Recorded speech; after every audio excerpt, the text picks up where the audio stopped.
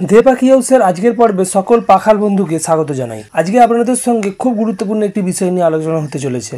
আজকে আপনাদের সঙ্গে আলোচনা হবে ককরেল পাখি তার নিজের বাচ্চার পালক উপড়ে নেয়, যেটাকে আমরা ফেদার প্লাকিং বলি।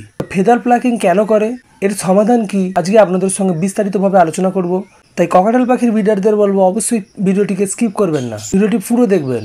ভিডিও শুরু করার আগে আপনাদের কাছে ছোট্ট আবেদন থাকবে, চ্যানেল সাবস্ক্রাইব না করে থাকলে অবশ্যই চ্যানেল সাবস্ক্রাইব করে নেবেন পাখি সম্বন্ধে এই ধরনের ভিডিও পাওয়ার জন্য।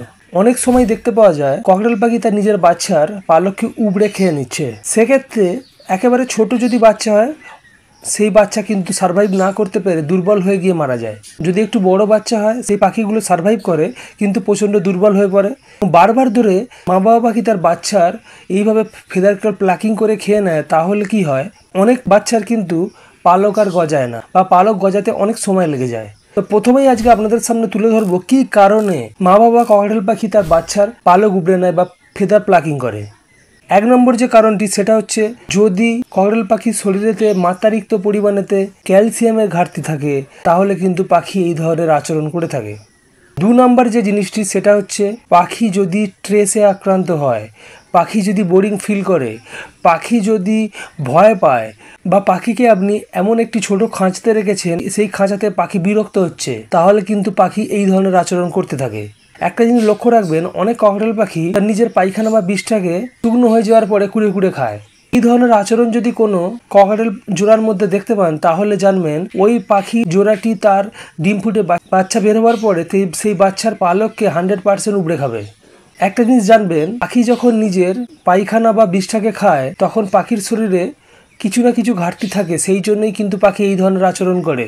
ক্যালসিয়াম, ভিটামিন, মিনারেলসের ঘাটতি ঘটলেই কিন্তু পাখি এই ধরনের আচরণ করে। তখন থেকেই আপনাদেরকে নজর দিতে হবে, নাহলে কিন্তু তা পাখি তার নিজের বাচ্চার পালককে উপড়ে খাবে। এই কয়েকটা কারণের জন্যই পেরেন্টস ককরেল পাখি তার নিজের বাচ্চার ফেদারকে উপড়ে খায়। আমি পুরোপুরি ভিডিওতে দিচ্ছি, দেখে নিন। এই ধরনের সমস্যা কিন্তু হয়ে থাকে। তো এই ধরনের সমস্যা হলে এর উপায় কি, এ থেকে বাঁচা কিভাবে যাবে, আপনাদের মনের ভেতরে এই প্রশ্নটাই জাগছে। আমি আপনাদের কাছে কয়েকটা সলিউশন দিচ্ছি। আমার দেওয়া সলিউশন অনুযায়ী যদি আপনি চলেন, আশা করি আপনারা এই সমস্যার সমাধান খুঁজে পাবেন।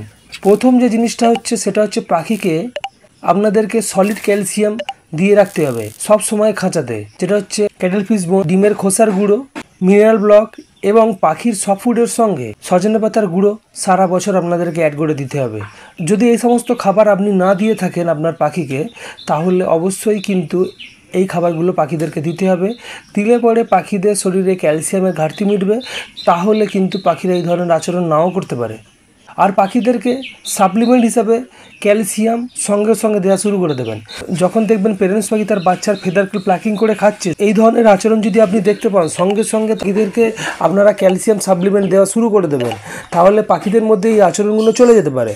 একটা জিনিস সবসময় নজর রাখবেন, যে পাখির শরীরে সূর্যালোক যদি না লাগে, তাহলে অবশ্যই পাখিদেরকে ভিটামিন D3 দেওয়ার। আপনারা শুধুমাত্র ভিটামিন D3-র একটা সিরাপ পাওয়া যায়, D3 মাস নামে, খুব অল্প টাকা দাম।